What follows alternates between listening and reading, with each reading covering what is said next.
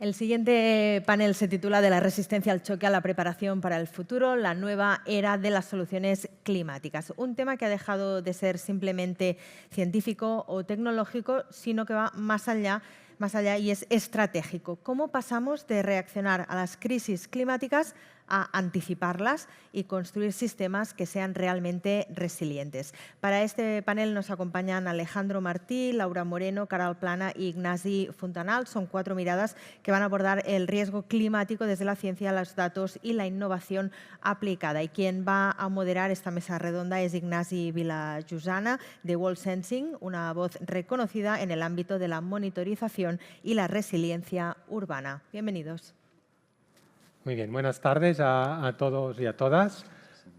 Siendo las 4, espero que podamos crear un debate, ¿no?, que anime la sala y que no os quedéis dormidos, ¿no?, esta tarde, con un tema que creo que es de actualidad y que es muy relevante, ¿no?, para el futuro de nuestra civilización, ¿no? Y vamos a hablar de resiliencia climática, de lo que llamamos en inglés climate readiness. Y cuando preparábamos el panel, ¿no?, y pensábamos un poco en el momento que estamos viviendo, hemos visto que la primera publicación que se ha hecho en relación a una nueva oportunidad de negocio, ¿no?, que sería el ámbito de la resiliencia climática, ¿no?, y de la climate readiness, ¿no?, como llaman, han aparecido una serie de reportes en mayo de este año, ¿no?, en BCG, en McKinsey, etcétera, que empiezan a hablar de este sector, ¿no?, y de esta oportunidad de negocio. Entonces, en este contexto hemos querido invitar a nuestros tertulianos, ¿no?, esta tarde, que yo creo que es un privilegio, ¿no?, tenerlos hoy aquí, porque la concentración de conocimiento, ¿no?, en el sector de la resiliencia pues es altísimo. Y os los voy a presentar un segundo para que los conozcáis y luego pasaremos al debate en el panel, ¿no? Entonces, empezando por Alex, ¿no?, al final de las sillas, ¿no?, pues tenemos a Alex, que es cofundador, ¿no?, y CEO de Mitiga Solutions. También es el chairman de la United Nations, ¿no?, en el grupo de trabajo de inteligencia artificial y climate, ¿no?, y que ha liderado, ¿no?, y yo creo que es una de las compañías pues de más renombre, ¿no?, en nuestro país, ¿no?, con una trayectoria meteórica, y que seguro nos vas a poder contar pues tus experiencias y tus conocimientos. Luego a su lado tenemos a Ignasi Fontanals, que aparte de que somos buenos amigos y hace muchos años que nos conocemos, ¿no?, es un emprendedor en serie, ¿no?, y ha aprendido de la experiencia de emprender, pero hoy es uno de los representantes de la UNDRR, ¿no?, que es el grupo de resiliencia de la United Nations, ¿no?, como representante en España. Y bueno, pues también nos va a poder compartir su experiencia aquí. Y luego tenemos a su lado a Caral Plana, ¿no?, y es investigadora de Eurecat, yo diría de una de las grandes expertas, ¿no?, en la gestión integral del ciclo del agua, ¿no?, con experiencia pues tanto en utilities, ¿no?, como en gestión de residuos, ¿no?, de las aguas residuales urbanas, y nos dará una perspectiva más, ¿no?, desde la ciencia y desde la experiencia, ¿no? Y finalmente tenemos aquí a Laura Moreno, ¿no?, de Earthpulse, ¿no?, CEO y fundadora, ¿no?, de Earthpulse, una compañía muy interesante de Barcelona, y también pues está en el comité de advisory, ¿no?, de la Fundación Empresa y Clima, ¿no?, y en su pasado pues en la ESA y en otras aventuras que también seguro nos va a contar, ¿no? Entonces, gracias, ¿no?, por venir y asistir, ¿no?, a este panel. Y bueno, pues para empezar un poco el debate, ¿no?, y con el lema principal, ¿no?, es Climate Readiness, ¿no?, que es lo que está digamos, en los foros de discusión. Y yo siempre me pregunto, ¿estamos preparados?, ¿no? Entonces, no sé si Alex, ¿no?, quieres. Sí. Gracias, Ignasi, gracias por poner el panel y moderar, y gracias a todos por invertir este rato con nosotros. Cuando comentábamos cómo asociamos estar preparados o el readiness, para mí me viene de nuevo la palabra resiliencia a la mente, ¿no? Y no me refiero simplemente a ser capaces de absorber el choque que representa una incidencia climática, una inundación, un incendio, una tormenta. Estoy hablando de anticiparse a eso. Estamos hablando de adaptarse, de tener los mecanismos necesarios para construir lo que se llama la adaptación a que las empresas, los gobiernos, las instituciones multilaterales pues tengan esta capacidad de no solo predecir, pero ser capaces de entender cuáles son las cosas que se debían hacer antes de que el evento ocurra, ¿no? Si hablamos un poco de si el problema está en la tecnología la ciencia hace años que está seguramente por delante de lo que realmente es necesario para tomar estas decisiones. El problema está en la adaptación, el problema está en la adopción de esta tecnología, que tanto gobiernos, empresas y otras instituciones pues sean capaces de tomar información sobre los riesgos climáticos y sacar lo que se llaman actionable insights, ¿no? Cómo utilizar esa información para poder adaptarse, para poder ser resiliente. Muy bien. Ignasi, Joan de Arar, ¿qué estáis haciendo en relación a esto? Yo creo que, respondiendo a tu pregunta, bueno, gracias por la invitación, por estar aquí a todos. Y respondiendo a tu pregunta, yo creo que sí que estamos preparados, pero quizás no tenemos los incentivos necesarios para actuar, ¿no? Porque, como decía Alex, la tecnología está. Hace muchos años que hablamos de la palabra de resiliencia, que hablamos de estar preparados para afrontar un impacto, recuperarnos y aprender, ¿no? La famosa definición. Y creo que, bueno, que hay organismos, bueno, yo estoy aquí como digamos, representante de la UNDRR, la Agencia de las Naciones Unidas que se ocupa de la reducción de riesgos de desastres y que hace también muchos años que, mediante el Sendai Framework y muchas iniciativas, está trabajando con ayuntamientos, trabajando con gobiernos para que estén preparados. O sea, que pienso que estamos preparados, nos faltan los incentivos y la voluntad real para afrontarlo, porque los instrumentos los tenemos al alcance de la mano. Bien. Caral. Yo creo que estoy de acuerdo parcialmente con mis compañeros. Creo que la tecnología existe, que tenemos todos los incentivos, tenemos evidencias que tenemos que implementar esta tecnología para adaptarnos, para ser resilientes en el cambio climático, pero aún no estamos preparados para ello. Porque si estuviésemos preparados, las consecuencias del DANA en Valencia hace un año no serían las que han sido. Las consecuencias que tuvimos los últimos años con la sequía, por ejemplo, aquí en Cataluña, no hubieran sido las que han sido. Ahora podríamos decir que estamos bien a nivel de recursos hídricos, pero hace casi 2 años los niveles de agua eran pésimos en Cataluña.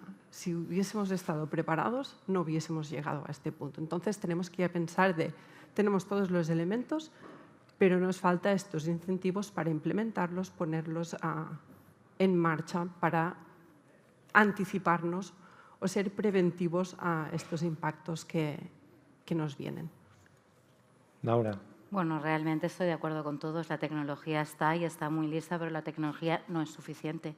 Es decir, igual que tú puedes decir, bueno, vamos a medir el riesgo en términos de la probabilidad de que ocurra un evento, la exposición y la vulnerabilidad, pues el climate readiness lo tienes que medir en términos de tengo la tecnología, la tengo adoptada, como has dicho tú, la adopción la tengo integrada en mi inteligencia operacional, en mi día a día está insertada completamente dentro. Y tercera pata, muy importante y que creo que está realmente a un nivel muy mejorable, es a nivel social, la aceptación o la educación que podemos tener. En Valencia falló un poco todo, ¿no? O sea, de estas 3 cosas, al final, cuando hay un gran desastre, es cuando se alinean un montón de cosas que no están funcionando.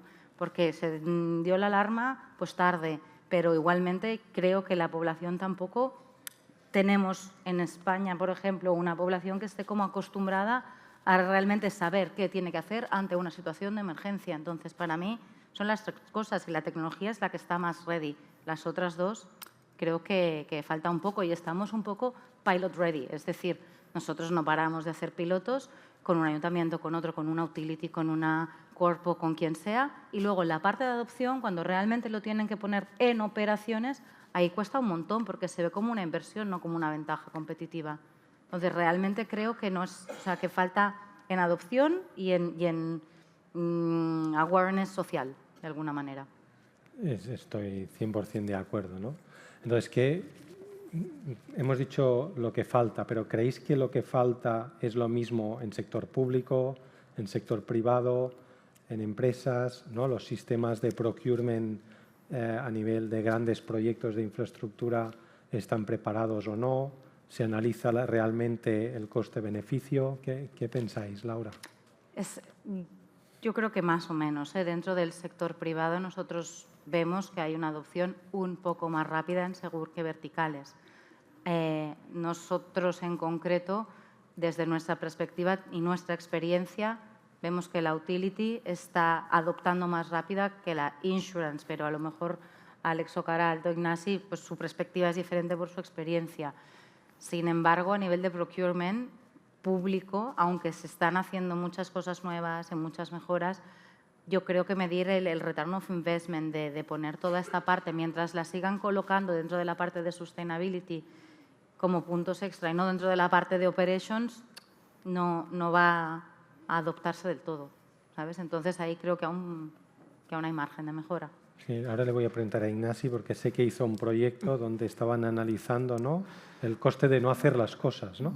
Bueno, de hecho, sí, las Naciones Unidas trabajó con un sector muy concreto en Barcelona, Bridgetown y Sendai en Japón, con el sector de las pymes, ¿no?, que es el 90% del sector privado, ¿no? Y una de las cosas que se está viendo es que lo que falta es poner el foco en los incentivos económicos, más que en otros que también son importantes, pero el incentivo económico es lo que te puede llevar a esta adopción.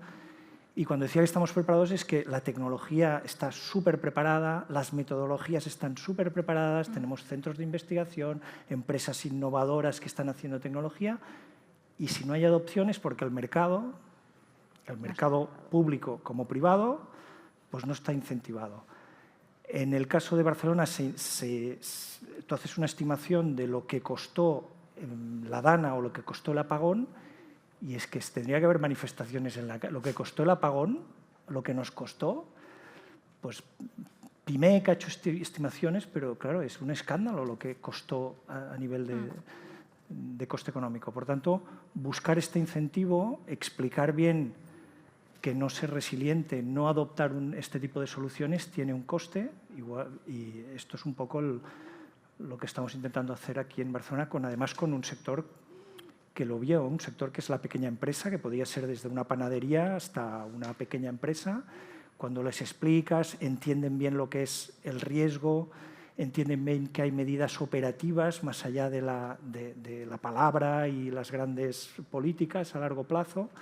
Hay un tema que es el corto plazo y las operaciones, ¿no?, que son importantes.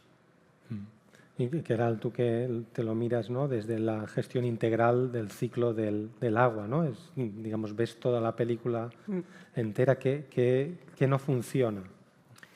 Desde el punto de vista de integrar nuevas tecnologías para adaptarnos mejor al cambio climático o amenazas como un apagón, estoy de acuerdo con lo que decía Laura. El sector privado sí que está posicionándose para poder implementar estas soluciones de adaptación o de mitigación al cambio climático. Pero estamos viendo que falta un poco de cooperación entre el sector público y el sector privado, y aquí vemos una fragmentación.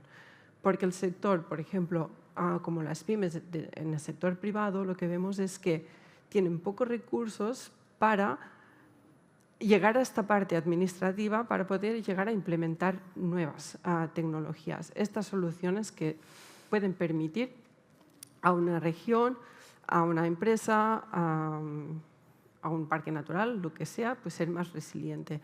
Y aquí es donde tenemos que trabajar conjuntamente, ya sea con nuevas regulaciones para poder llegar a este acorde, para incentivar, para promover la implementación. Pero aquí la fragmentación es clave para...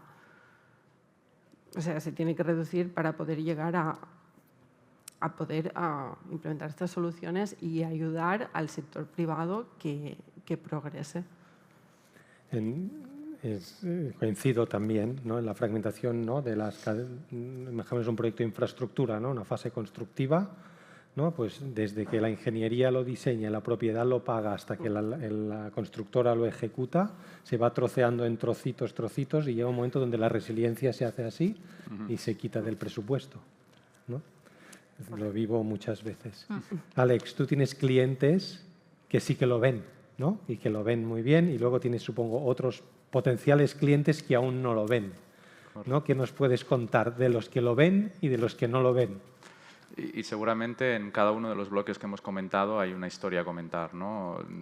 Si empezamos por el sector industrial, entendiendo como mediana y gran empresa, sí que es verdad que si hablamos la diferencia de hoy en los últimos 24 meses hay un mundo aparte. No que estemos con donde nos gustaría estar, pero esa adopción de la tecnología pues va mucho más rápido, y te diría que los vientos a favor que hemos tenido son dos.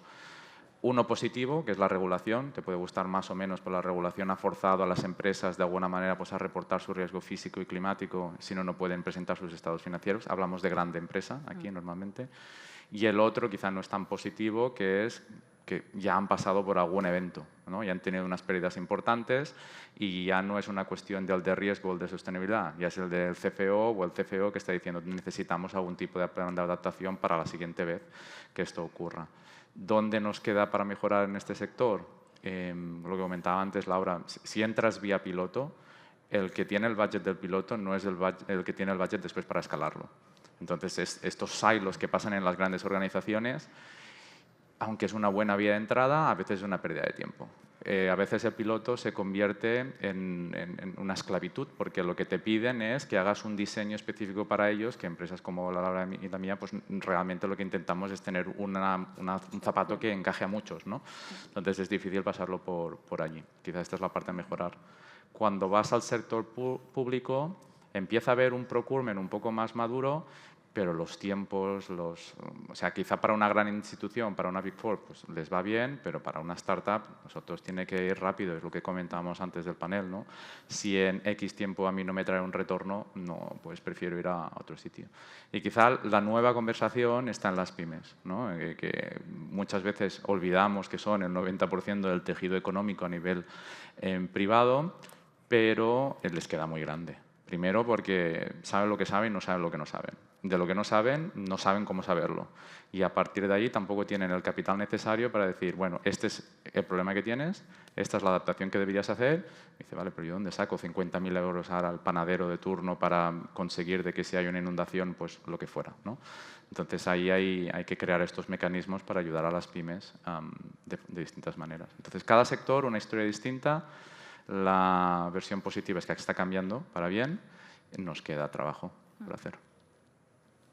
Bueno, y Keral, ¿no? Desde el ciclo, o sea, desde la gestión integral del ciclo, ¿hay etapas donde la resiliencia ya está embebida en el cómo se trabaja y en el cómo se analiza y en cómo se entiende o gestiona, o no? O sea, la resiliencia al final lo que se está promoviendo en el ciclo integral del agua es la circularidad. En este sentido, pues los recursos son escasos, entonces tenemos que encontrar nuevas alternativas para poder llegar a la resiliencia óptima, para poder asegurar, en el caso del agua, pues agua limpia para todo el mundo. La cuestión ahora es, cuando estamos hablando pues, de gestión óptima, circularidad, resiliencia, tenemos que producir agua de alta calidad para usos que no lo requieren. Entonces, aquí tenemos que hacer una reflexión en este sentido para gestionar los recursos según la calidad que requieren, porque no tenemos que producir agua potable para regar un campo de golf, por ejemplo. Bueno, este ejemplo es un poco malo porque los campos de golf ya están obligados a utilizar agua regenerada, pero para poneros un ejemplo de a qué punto estamos. Entonces, tenemos que reflexionar en este sentido de con los recursos que tenemos, cómo tenemos que distribuir el agua para que todo el mundo pues, pueda tener el agua necesaria para sus actividades, tanto domésticas como económicas. Y aquí pues falta una reflexión y lo que decía antes Laura, la conciencia social aquí es clave, porque bueno, hace un par de meses salió, o 3 meses, salió una noticia en el periódico que decía de las cloacas al Grifo. tap water. Sí. Al grifo. Al grifo, esto, perdón, gracias. Y claro, con el título este, pues impacta mucho. Y dices, ¿a qué punto estamos? Y dices, bueno, la tecnología, como decíamos antes, existe para producir agua de mucha calidad, de agua muy sucia, ya sea de aguas residuales, que es incluso de más calidad que el agua potable. Pero ¿la necesitamos de esta calidad o no? Entonces, aquí tenemos que juntar muchas regulaciones que en los últimos 5 años han salido, para decirlo, todas: agua potable, aguas residuales, agua regenerada, alcantarillado, ríos, todas se han renovado en los últimos 5 años. Por lo tanto, esto está en el trending topic de los recursos naturales, pero que la concienciación social aún no está, no estamos ahí. Y volvemos al mismo punto, la fragmentación para implementar estas soluciones de circularidad aún está ahí. Y ahí es donde falta pues, transparencia del sector privado al sector público, en este caso más la administración, porque al final quien tiene el poder de decisión de implementar estas soluciones es la administración pública. Entonces aquí pues, tenemos que trabajar todos juntos con transparencia y enseñar no solo entre sectores, sino a la población para que sean conscientes de que el riesgo para ellos es mínimo. Y aquí falta pues, mucha comunicación por todas partes. Y ahora pensaba, ¿no? Para Laura y Alex, ¿no? ¿Qué tiene que pasar en un cliente vuestro para que piensen que lo que vosotros vendéis no es un gasto, sino una inversión? Es un poco lo que ha dicho Alex antes, ¿no? Hay dos razones por las cuales te compran básicamente.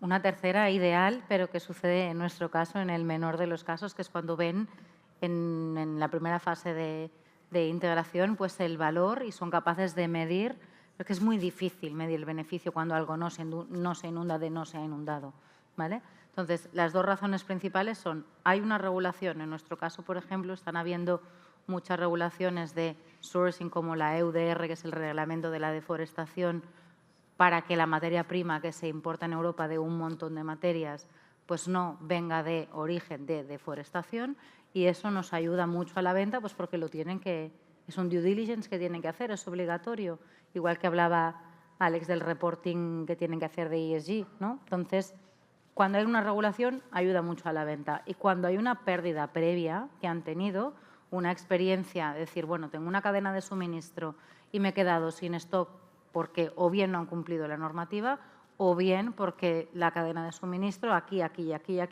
pues no han podido pasar por problemas de inundaciones o si es madera, pues se ha quemado el bosque, lo que sea. Entonces, cuando les ha pasado algo que les ha impactado económicamente, ya lo pueden medir mejor, lo ponen en valor, entienden el valor más rápidamente y la venta se hace más clara. Eso o normativas son realmente las 2 cosas más claras. Y la tercera que he dicho, el valor, pues ojalá seamos capaces de transmitirlo de una manera que lo puedan ir poniendo en sus activos, ¿no? O sea, en su ventaja competitiva, pero a nosotros nos cuesta mucho todavía eso.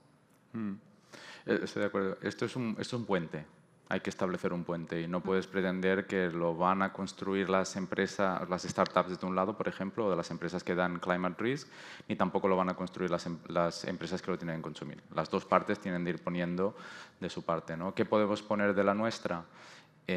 Lo primero es facilitarles esta información, pero sobre todo, como decía Laura, hay una parte que es obvia de cuánto puedes ahorrarte o cuánto puedes generar. La pela es la pela, los catalanes esto lo entenderán muy rápido, ¿no? Pero también hay el coste de no actuar. Sí, sí. ¿Qué pasa si no lo haces? Quizá no hay un coste directo asociado al beneficio, pero ¿qué pasa si no lo haces? ¿Cuánto dinero perderás? ¿Cómo se va a afectar tu supply chain? ¿Cómo vas a perder dinero en función de esto? ¿No? Que a veces es darles este ROI. Y por la parte de ellos, yo creo que es importante primero evitar los silos, ¿no? Que el que te compra no tiene que ser el de SG o el de riesgo o el de finanzas o el de operaciones, tienen de hablar entre ellos porque si no la solución no escala. Y seguramente es poner un champion dentro, educar a una persona dentro que sea el promotor internamente de la gran organización que le diga esto es necesario, esto no, este es el mejor proveedor, este no, ¿no? En lugar de hacer procurements con gente de distintas divisiones de la organización pero que no entienden bien el problema, ¿no? Pues ese intrapreneur dentro de la gran corporación es Súper importante. Muy bien. Bueno, nos quedan pocos minutos. Os haré una última pregunta y si me la podéis contestar pues rápidamente, ¿no? Y la pregunta es si pudierais cambiar una cosa, ¿no? en el mundo de la aceptación, si queréis, ¿no? del climate readiness, ¿no? ¿Qué sería? Y no vale decir pues un evento catastrófico en medio de París y que mueran 500.000 personas, ¿no? Ignasi. Soy el primero, el más difícil, ¿no? Si tuviera que cambiar, o qué pediría es básicamente el tema del incentivo, de hablar sobre todo de incentivos tanto económicos como normativos y sobre todo económicos, porque también hay mucha educación, pero la educación en residuos también se habla de educación, en energía la educación a veces es un pozo sin fondo, ¿no? Pero el incentivo económico claro es el que puede permitir adoptar estas soluciones. Por tanto, dar incentivos económicos súper claros que ya se están haciendo, ¿no? Con un modelo de negocio para esto. Es decir, encontrar un modelo de negocio. En el tema de los seguros, por ejemplo, pues hay modelos, ¿no? De que yo bajo mi riesgo, si bajo mi riesgo, mi aseguradora me baja mi prima, ya tengo un modelo de negocio, ¿no? Por tanto, diría, eduquemos en algo en modelos de negocio para la resiliencia. Muy bien. Laura. 100% alineada con él. O sea, yo pondría más legislación, pero con ayudas, porque si no, al final, la empresa, la pyme o incluso también las empresas grandes, el esfuerzo que tienen que hacer y la inversión es desproporcionada y tampoco puedes legislar y cargarte la economía, ¿no? Entonces, más legislación porque realmente ayuda a mover todo el motor para adelante, pero con los incentivos y las ayudas necesarias. Caral. 100% de acuerdo con ellos, pero esto tiene que ir acompañado de transparencia. Si no somos transparentes con las soluciones y el impacto que tienen y el riesgo, cómo afecta esto en el riesgo, que es minimizar el riesgo, esperemos que sea esto, pero que tiene que ir acompañado de estos 3 pilares. Yo iba a decir cosas parecidas. Acceso a la información. Las empresas no pueden solventar lo que no saben. Y transparencia desde el punto de vista que entiendan los modelos y la información. Las empresas no pueden actuar si no entienden y creen en la información que les das. Muy bien, muy interesante. Yo diría que conozcan más compañías y actividades como las que hacéis vosotros, ¿no? Que significan retornos, ¿no? Tienen retornos de inversión a largo plazo, pero son reales. Hay que invertir. Muy bien, pues por hoy hemos terminado el panel. Espero que os haya gustado y si tenéis cualquier pregunta, pues estaremos por aquí unos minutos para atenderlas. Muchas gracias.